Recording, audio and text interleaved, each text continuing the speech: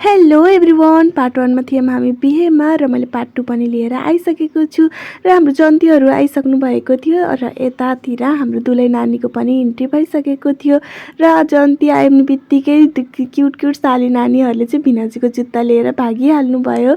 अनि त्यसपछि चाहिँ यता वरमाला हुनतिर लाग्यो। वरमाला पनि एकदम रमाइलो भयो र यता बिहे चलि नै राखेको थियो।